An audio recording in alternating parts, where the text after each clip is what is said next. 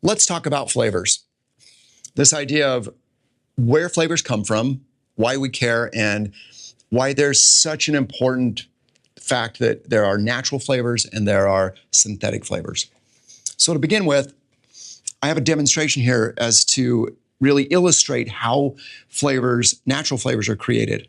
And we'll talk a little bit more about the synthetic flavors as well. So you can see I have a pineapple. Behind this pineapple, I have some raspberries right here. You can see those. Then we have a mango, strawberries, blackberries, and right here I have mint and rosemary.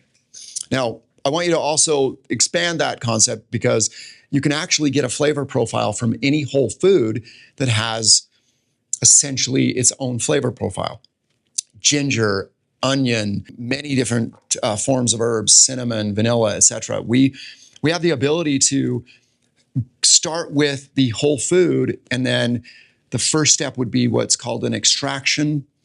And this is where the particular whole food is then ground up and extracted. So this would be pineapple, raspberry, mango, strawberry, blackberry, and the rosemary and peppermint. So these types of flavors are where we know it's a whole food extract, but it contains a lot of other compounds at this stage. So as you can clearly see that we've maintained the color, we've maintained the chlorophyll, the cyanidins, the polyphenolics, the flavonoids, the enzymes, and a lot of the citrates and the sugars that are found naturally in these plants.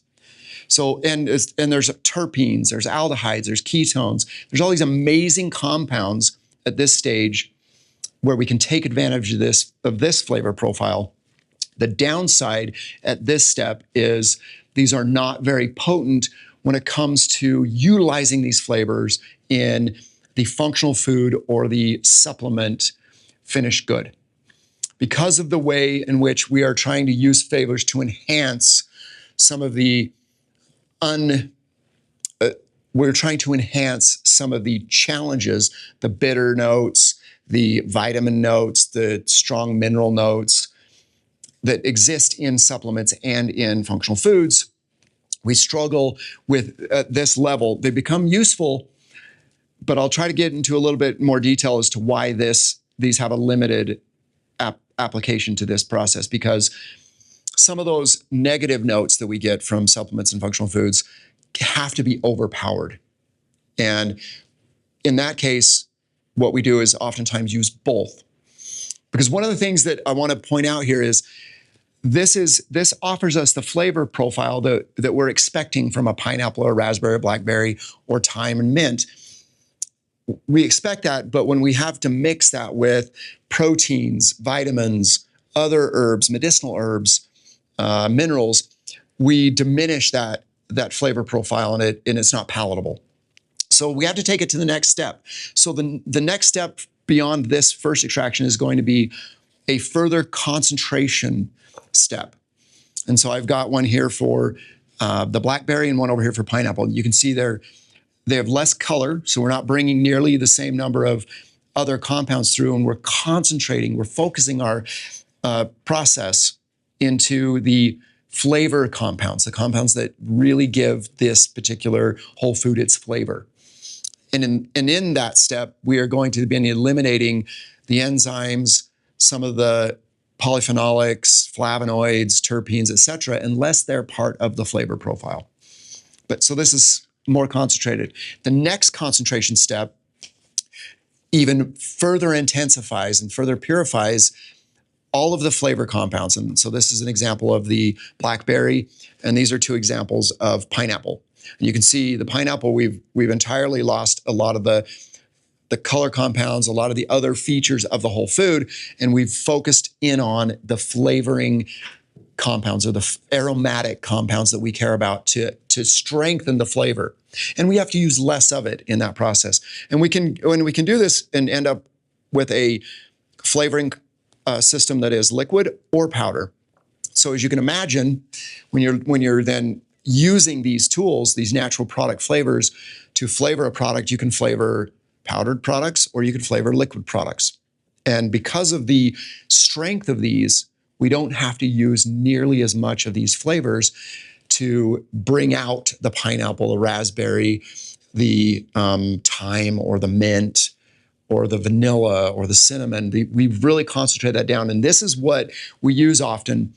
Now, when it comes to our particular business, we like to use both or all three of these steps, because when we're working with something like a prebiotic that contains the strawberries or the mangoes or the pineapples and even the herbs, we will absolutely utilize this particular flavor profile along with maybe the more concentrated. But for the vast majority, we can really utilize this step because we want the polyphenolics, we want the enzymes, we want all of the aldehydes, ketones, and other amazing compounds within that particular formulations. However, if we're working with a vitamin, a multivitamin mineral, we keep as many of these as a plant that we're adding to that multivitamin mineral, but we need to strengthen the flavor profile. So we're going to use the most concentrated version to do that and to maximize the amount of vitamin mineral we can fit into that dose and minimize the flavor's impact. The other key feature about flavoring is what we call the organic acids. All plants have at some level these really amazing compounds that stimulate or boost the flavor. These are things like citric acid, naturally occurring citric acid, malic acid, ascorbic acid, also known as vitamin C. And the other things that we can look at are the natural sweeteners within these plants.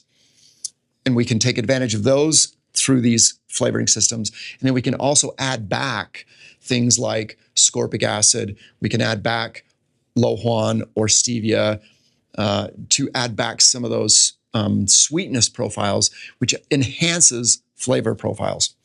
But in all cases, when you're doing this the way we do it, is you're really taking advantage of nature's products. We're not taking advantage of any synthetics or any man-made features. We're harnessing all the steps that a plant offers, or a fruit offers, or a vegetable offers. And this is what we do when we talk about flavor profiles. But because the science of flavoring has really come a long way. And part of that's because of the tools we can look at to tease out what flavors are. Oftentimes, we can use a laboratory to understand what makes up a flavor. Because what we perceive in the nose is so uniquely amazing. For example, we have the ability to sense 5 different things on our tongue. So we're talking about sweet, savory, bitter, umami, and sour. These are things that our tongue can perceive, just 5 things. However, our olfactory system, or our nose, can sense, there's 400 different types of sensors that we have in our nose, and they have the ability, theoretically, to sense 10,000 different aromatic compounds. So if you think about, your nose can pick up a scent of 10,000 different kinds of compounds. That's phenomenal. Working that back to the idea of flavoring, however, requires us to understand what part of the plant does that. So one of the most exciting things about this type of science is plants do miraculous things with their aromatic compounds. And these are things that we can take advantage of, but keep in mind that plants create these flavor profiles, these aromatic compounds, to make them more delicious. Plants want to be eaten, especially the fruity part or the vegetable part, because it's one of the ways in which they spread their seeds, for example. So it's an attraction. Just similarly or likewise, flowers create aromas to attract insects to pollinate. So nature has really adapted so many amazing techniques to create really amazing aromatic and flavorful compounds.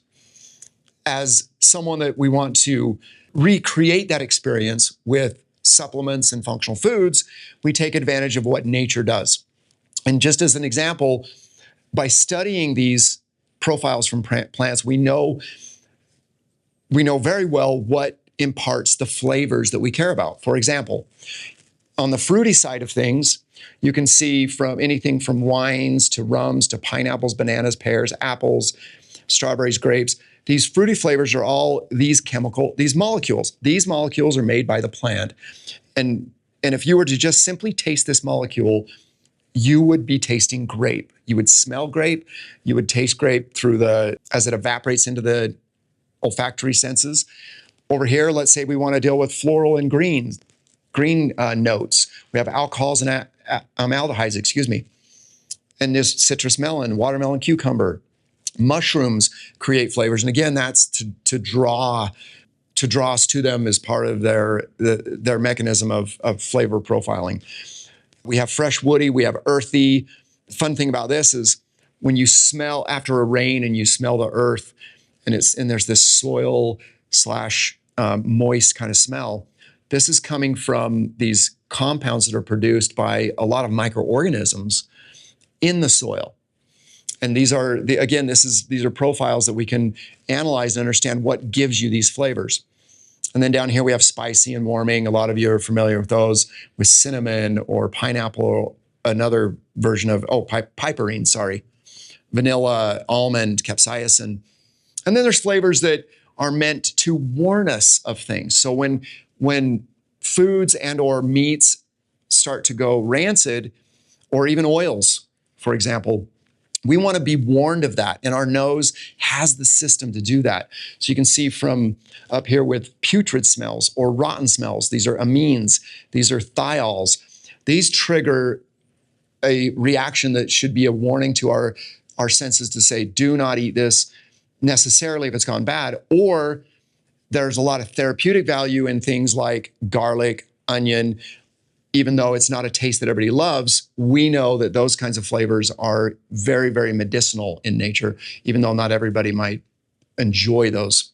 Now, body odor is another one up here, and that's an important one because body odors are actually an attractant between us. So these are amazing aromatic compounds that really surround our world and allow us to navigate the world using this amazing tool called our sense of smell. And we even have a really amazing part of our brain dedicated to it. Here's the downside. Because flavoring is so important to make things palatable and to make things feel like they're healthy and natural, and to have all types of people capable of digesting and processing foodstuffs, you can see that you can take advantage of this through processed foods by adding flavors back, or through the idea of synthetic chemistry. Because each and every one of these is a relatively simple compound that's made in nature, synthetic chemists can remake these compounds quite efficiently and cheaply. So the idea of synthetic flavors has become really an option that so many companies can take advantage of, because the notes are there. You can synthesize a flavor. It is imperceptible by our system. We can't perceive the difference between a synthetic and a natural just through taste and smell, because it is the same compound. One synthetic, one comes from a natural source. So one of the things that we worry about is synthetic flavors. Although they are synthetic and they're perceptibly the same thing, there's a process in making synthetic flavors that is very different from this. And it utilizes a lot of chemical reaction solvents and the like that are not good for us. They're not good for us. They don't embrace this idea of complexity. A lot of natural flavors have multiple of these flavor notes in them and aromatic notes, whereas synthetic chemicals are a single compound being added back to flavor something. So one of the ways in which the reason I'm teaching you this is because I want people to understand that you can't simply just expect a synthetic compound or a synthetic flavor or aroma to be perceptible by you compared to a natural one. So you must know where you're getting your products from. Know the companies, understand that they're using natural flavors. There is this umbrella. There's a regulatory umbrella where you can use the word natural flavor even if you are adding synthetic compounds to it. So it's a gray area in the regulatory world. So you want to be careful to understand not only where the source of and where you're getting this and having some understanding of the company and the product, but always look at the labels, look for things like strawberry flavor, natural rosemary, natural mint, natural pineapple. Sometimes it's just an herb blend. This would be a natural herb blend. Those kinds of things, giving you more detail, and or you can contact the company and say, I want to know more about your flavoring. Are you using natural products? Are you using a combination? Because you can sneak it in the regulatory world, although we're moving to get rid of that little gray area. It isn't gone yet. But synthetic flavors are not the direction we want this natural product world to go. So this is one of the demonstrations I want to give you to understand the difference between natural and synthetic, and that the science behind it has taught us a lot about the amazing parts of plants, which makes using natural flavoring so much more interesting and so much more vibrant and exciting, because there are so many compounds that plants and vegetables and fruits are all capable of producing. And they really reach our senses more, I guess, with more impact and more sensationalism than a synthetic flavor. And we want to avoid those at all costs. So hopefully, after going through this, you have a sense of the difference between synthetic flavors and natural flavorings. And we'll continue to make that a more transparent process through the labels, through information that companies can provide, through their customer service, et cetera. That's the goal here, to educate on this idea of flavorings, because it is a really important part of why and how supplements, functional foods can taste better and deliver all the nutrient density that we want to introduce into those products. To learn more, click below, and thanks for listening.